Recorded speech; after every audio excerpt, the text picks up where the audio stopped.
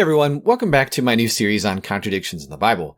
I didn't exactly announce that it was a new series, but I am now. Last time we tackled those pesky number contradictions in the Old Testament, like how many horses did Solomon really have?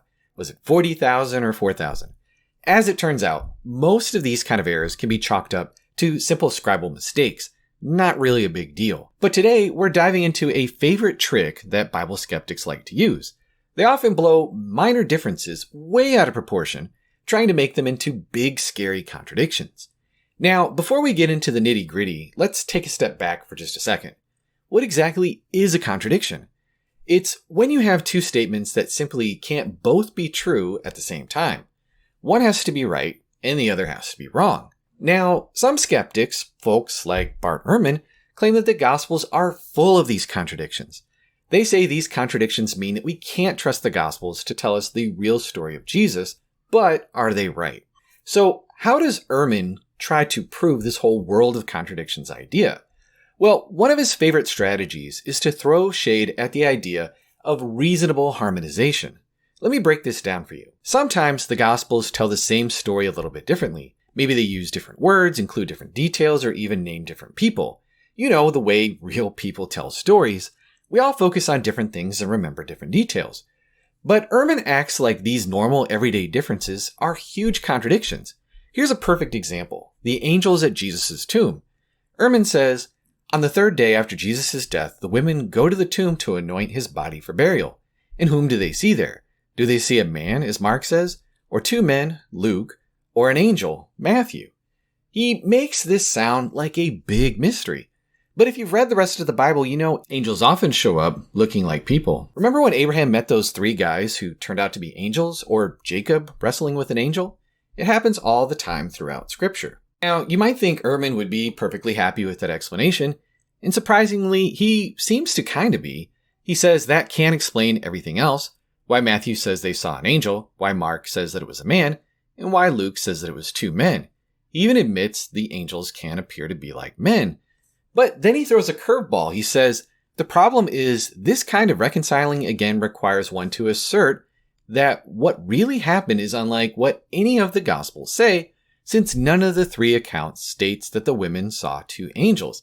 Now, wait a second, what? He's saying that because none of the Gospels specifically say two angels that our explanation is wrong? That's like saying if I saw two dogs at the park but only mentioned one of them to you, I gotta be lying. It's a strange argument, especially since he was just agreeing that angels look like men in other places in Scripture. It seems like he's just grasping at straws to prove his point that the Gospels are just too contradictory to be trusted. So, how do we avoid falling into Ehrman's trap? It's pretty simple, actually. Just take a deep breath and do some good old-fashioned harmonization. Read the text carefully, and remember that real people don't always describe the same event in exactly the same way. Now, some scholars might look down their noses at harmonization, calling it a desperate attempt by Christians to force everything to fit together. But think about it, that's just silly. Harmonization is just common sense when you're dealing with eyewitness accounts. Let me give you an example from secular history. Think about the Declaration of Independence. Some early sources say that it was William Greenleaf who read it from the balcony of the old State House. Others say that it was Colonel Thomas Crafts. So, who was right? As it turns out, they both are. Greenleaf read it at first, but his voice was weak.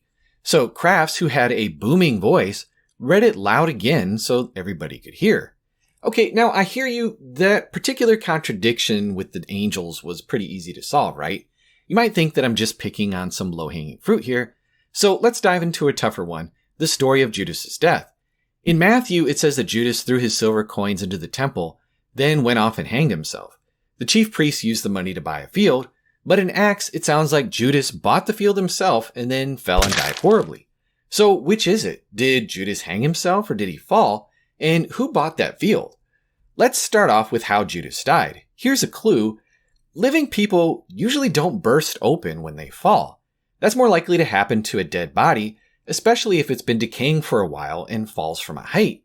So maybe Judas hanged himself from a cliff overlooking the Valley of Hinnom, and his body later fell and, well, you know. Now, about that field. Remember, even back then, if somebody did something on your behalf, it was like you did it yourself.